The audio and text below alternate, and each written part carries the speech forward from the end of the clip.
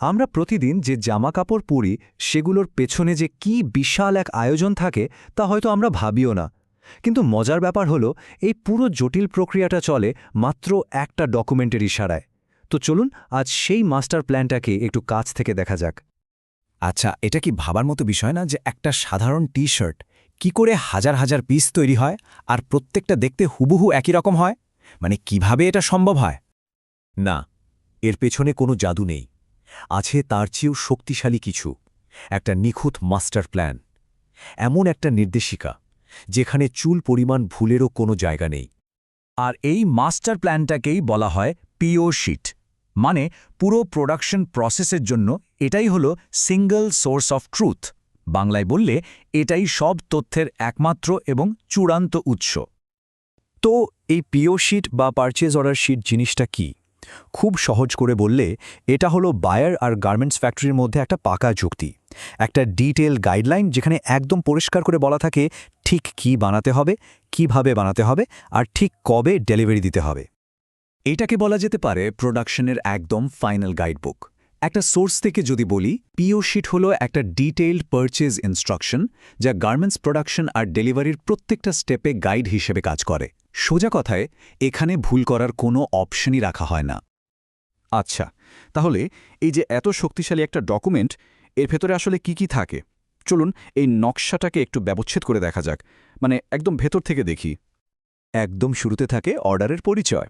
প্রত্যেকটা অর্ডারের কিন্তু একটা আলাদা আইডেন্টিটি থাকে, অনেকটা আমাদের এনআইডি কার্ডের মতো। যেমন ধরুন পিও নম্বর, এটা একটা ইউনিক কোড যেটা দিয়ে অর্ডারটাকে চেনা যায়।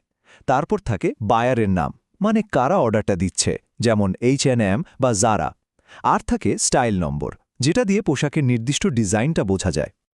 এর পরের সেকশনটা হলো পোশাকটার ডিএনএ, মানে একদম ভেতরের খবর।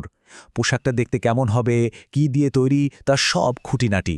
যেমন এটা কি ছেলেদের টি শার্ট নাকি মেয়েদের টপস, কাপড়টা কিসের হবে, কটন নাকি পলিয়েস্টার, আর হ্যাঁ, একদম সঠিক রঙের নাম বা কোড। এমনকি কোন সাইজের কতগুলো পিস বানাতে হবে সেই রেশিওটাও এখানে বলা থাকে। দেখুন, পিও শিট কিন্তু শুধু কাজের নির্দেশনাই দেয় না, এটা একটা পুরোপুরি বাণিজ্যিক চুক্তিও।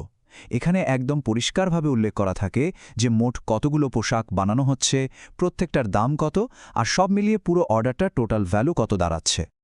আর এই আর্থিক মূল্যটা কিন্তু বিশাল হতে পারে।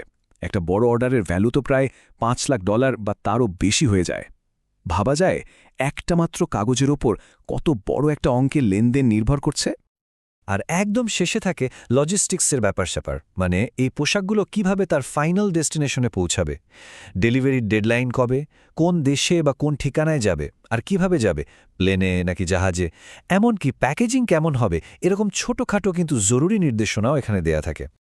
তো এতক্ষণ তো আমরা দেখলাম কাগজে কি লেখা থাকে, কিন্তু আসল মজাটা হলো ফ্যাক্টরির ফ্লোরে এই একটা কাগজ কিভাবে পুরো প্রোডাকশনকে চালায়। চলুন দেখি এই নকশাটা কিভাবে বাস্তবে রূপ নেয়।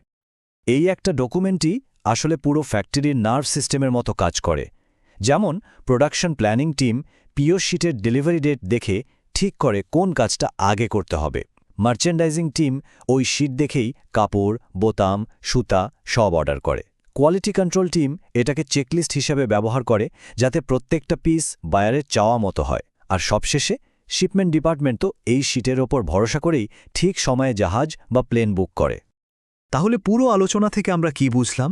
মূল বিষয়টা হলো একটাই, একটা মাত্র কাগজের পাতার কি অসামান্য শক্তি।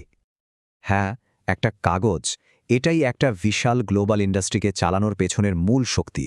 একটা ডিজাইন থেকে শুরু করে আমাদের হাতে দোকানে পৌঁছানো পর্যন্ত ফ্যাশন ইন্ডাস্ট্রির প্রত্যেকটা পোশাকের পেছনেই কিন্তু এমন একটা নিখুঁত প্ল্যান কাজ করে। এরপর থেকে যখনই কোনো নতুন পোশাক হাতে নেওয়া হবে, হয়তো এর পেছনের এই জটিল যাত্রা আর ওই ডিটেইলড নকশাটার কথা একবার হলেও মনে পড়বে।